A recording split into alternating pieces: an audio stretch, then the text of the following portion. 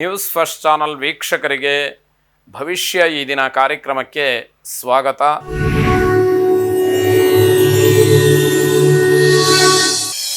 ಮೇಷರಾಶಿಯವರಿಗೆ ಬಂಧುಗಳ ಸಹಕಾರ, ಬಂಧುಗಳಿಂದ ಆಗ್ತಕ್ಕಂತಹ ಒಂದು ಪ್ರೋತ್ಸಾಹ, ಸ್ನೇಹ ಅಥವಾ ಸಹಾಯ ಇದೆಲ್ಲವೂ ಕೂಡ ನಿಮ್ಮ ಉದ್ಯೋಗಕ್ಕೆ ತುಂಬ ಅನುಕೂಲಕರವಾಗಿ ಪರಿಣಮಿಸುತ್ತೆ ಅಥವಾ ಪ್ರಭಾವವನ್ನು ಬೀರುತ್ತೆ ಅಂತ ಅರ್ಥ. ಇವತ್ತು ಬೇರೆಯವರನ್ನ ಬಹಳ ಮಾತಿನಿಂದ ಆಕರ್ಷಣೆ ಮಾಡ್ತೀರಿ. ಬೇರೆಯವರಿಂದ ಏನಾದರೂ ಕೆಲಸಗಳನ್ನು ಮಾಡಿಸ್ಕೊಳ್ಬೇಕಾದ್ರೆ ನಿಮ್ಮ ಮಾತಿಗೆ ಕಟ್ಟುಬಿದ್ದು ನಿಮ್ಮ ಕೆಲಸಗಳು ಆಗತ್ತೆ, ಬೇರೆಯವರ ಕೆಲಸಗಳನ್ನು ಮಾಡಿಕೊಡ್ತಾರೆ ಅಂತ ಹೇಳಿ ಅರ್ಥ.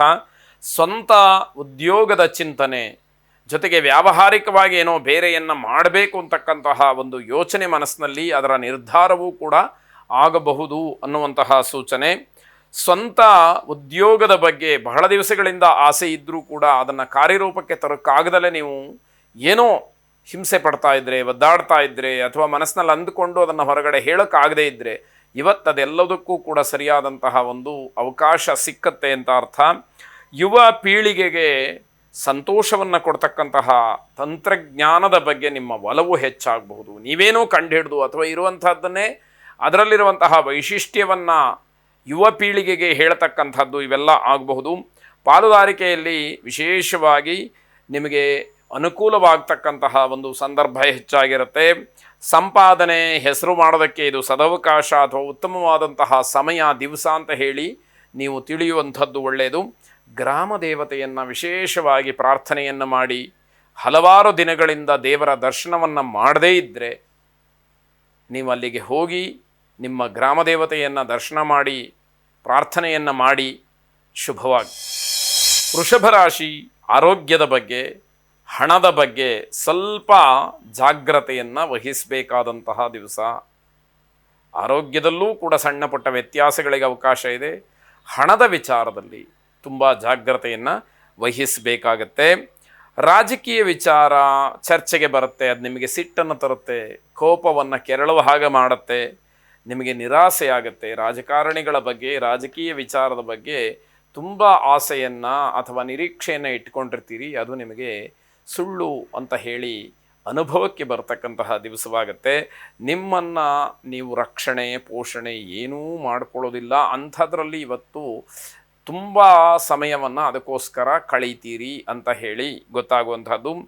ಅನಗತ್ಯವಾದಂತಹ ಜನರ ಸಂಪರ್ಕ ಬೇಸರವಾಗುತ್ತೆ. ಯಾರನ್ನ ಭೇಟಿ ಮಾಡಬಾರ್ದೋ, ಯಾರ ಜೊತೆ ಕಾಲವನ್ನು ಕಳಿಬಾರ್ದೋ, ಯಾರ ಜೊತೆ ಒಂದಷ್ಟು ಮಾತುಗಳನ್ನು ಆಡಬಾರ್ದೋ ಅಂಥವರ ಜೊತೆಯಲ್ಲೇ ಸಮಯವನ್ನು ಕಳೀಬೇಕಾದಂತಹ ಅನಿವಾರ್ಯತೆ, ಅಂತಹ ಪರಿಸ್ಥಿತಿ ನಿಮಗೆ ಒದಗಿ ಬರ್ತಕ್ಕಂಥದ್ದು ಎಲ್ಲವೂ ಇದೆ.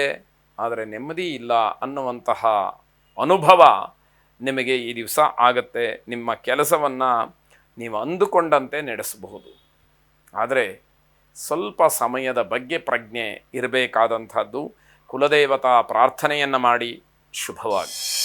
ಮಿಥುನ ರಾಶಿ, ಕೌಟುಂಬಿಕವಾದಂತಹ ಒಂದು ವಾದ ವಿವಾದಗಳು, ಜಗಳ ಅಥವಾ ಏನೋ ಒಂದು ರೀತಿಯ ಮನಸ್ತಾಪ ತಾರಕಕ್ಕೆ ಇರತಕ್ಕಂಥದ್ದು, ಮನೆಯ ಜಗಳ ಬೀದಿಗೆ ಬರುವಂಥದ್ದಾಗಬಹುದು.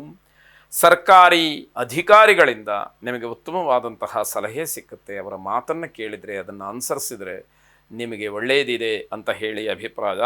ವಿದ್ಯಾರ್ಥಿಗಳಿಗೆ ಮತ್ತು ಸಣ್ಣ ಮಕ್ಕಳಿಗೆ ಒಂದು ಸ್ವಲ್ಪ ತೊಂದರೆಯಾಗ್ತಕ್ಕಂತಹ ಸೂಚನೆಗಳಿದೆ, ಆದಷ್ಟು ಜಾಗ್ರತೆಯಿಂದ ಅದನ್ನು ಗಮನಿಸ್ಕೊಳ್ಳಿ. ವ್ಯಾಪಾರದ ಉದ್ದೇಶವನ್ನು ಗೌಪ್ಯವಾಗಿಡಬೇಕು. ಏನು ವ್ಯವಹಾರಾದಿಗಳನ್ನು ನಡೆಸ್ತೀರಿ ಅಲ್ಲಿ ನಿಮ್ಮ ಉದ್ದೇಶ ಏನಿದೆ ಅದು ಗೌಪ್ಯವಾಗಿದ್ದಷ್ಟು ನಿಮಗೆ ಅದು ಒಳ್ಳೆಯದು ಅಂತ ಹೇಳಿ ಅರ್ಥ. ಆ ರೀತಿಯ ಗೌಪ್ಯತೆಯನ್ನು ಎಷ್ಟರ ಮಟ್ಟಿಗೆ ನೀವು ಕಾಪಾಡಿಕೊಳ್ತೀರೋ ಅಷ್ಟು ನಿಮಗೆ ಅನುಕೂಲವಾಗುತ್ತೆ. ಕುಟುಂಬ ಸದಸ್ಯರ ಮಧ್ಯೆ ಭಿನ್ನಾಭಿಪ್ರಾಯಗಳು ಹೆಚ್ಚಾಗ್ತಕ್ಕಂಥದ್ದು, ಅದನ್ನೂ ಕೂಡ ಗಮನಿಸಿಕೊಂಡು ಆದಷ್ಟು ಆ ಅಭಿಪ್ರಾಯಗಳು ಬೇರೆ ಬೇರೆ ರೀತಿಯಲ್ಲಿ ಆಗದೇ ಇರೋ ಹಾಗೆ ನೀವು ನೋಡಿಕೊಳ್ಬೇಕಾದಂಥದ್ದು. ಗಂಭೀರವಾದಂತಹ ವಿಚಾರಗಳಿಂದ ಸ್ವಲ್ಪ ಅಂತರವನ್ನು ಕಾಯ್ದುಕೊಳ್ಳಿ.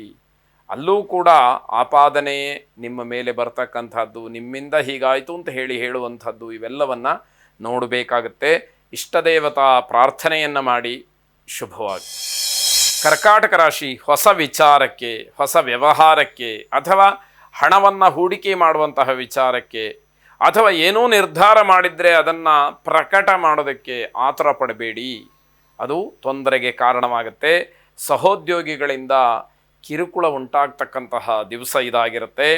ಆಡಂಬರದ ವಸ್ತುವಿನ ಖರೀದಿಯಿಂದ ಖರ್ಚಿನ ಚಿಂತೆ ನಿಮಗೆ ಕಾಡಬಹುದು. ಆದರೆ ಯಾವುದೋ ಒತ್ತಡಕ್ಕೆ ಸಿಲುಗಿ ನೀವು ಆ ವಸ್ತುವನ್ನು ಖರೀದಿ ಮಾಡಲೇಬೇಕಾದಂತಹ ಅನಿವಾರ್ಯತೆ ಬಂದು ಆ ವಸ್ತುವನ್ನೂ ತಂದಾಗಿರುತ್ತೆ. ಆನಂತರದಲ್ಲಿ ತುಂಬ ಯೋಚನೆಯನ್ನು ಮಾಡಬೇಕಾದಂಥದ್ದಾಗತ್ತೆ.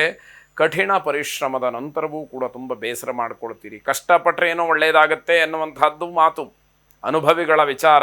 ಆದರೆ ತುಂಬ ಕಷ್ಟಪಡ್ತೀರಿ, ಆ ಪರಿಶ್ರಮಕ್ಕೆ ತಕ್ಕ ಪ್ರತಿಫಲ ಸಿಕ್ಕೋದಿಲ್ಲ, ತುಂಬ ಬೇಸರವಾಗುತ್ತಲ್ವೇ? ಅದು ಸ್ವಾಭಾವಿಕವಾಗಿ ಆಗ್ತಕ್ಕಂಥದ್ದು. ಅಂತಹ ಕಷ್ಟವನ್ನು ನೋಡಬೇಕಾದಂಥದ್ದಾಗತ್ತೆ. ಅನಾರೋಗ್ಯ ಇದು ನಿಮಗೆ ಹೆಚ್ಚು ಹಣವನ್ನು ಖರ್ಚು ಮಾಡಿಸ್ತಕ್ಕಂಥದ್ದಾಗಬಹುದು. ಅವಿದ್ಯಾವಂತರ ಜೊತೆಯಲ್ಲಿನ ವ್ಯವಹಾರ ನಿಮಗೆ ಜಗಳಕ್ಕೆ ಕಾರಣವಾಗುತ್ತೆ. ಯಾಕೆಂದರೆ ನೀವು ಯಾವ ಉದ್ದೇಶವನ್ನು ಇಟ್ಟುಕೊಂಡು ಹೇಳ್ತೀರೋ ಅವರಿಗೆ ಅರ್ಥ ಆಗೋದಿಲ್ಲ, ಅಥವಾ ಅವರು ಅಂದುಕೊಂಡಂತಹ ರೀತಿಯಲ್ಲಿ ನೀವು ವ್ಯವಹರಿಸೋದಕ್ಕೆ ಕಷ್ಟವಾಗಬಹುದು. ಇವೆಲ್ಲವೂ ಕೂಡ ಕಗ್ಗಂಟಾಗತ್ತೆ ಅನ್ನುವಂಥದ್ದು.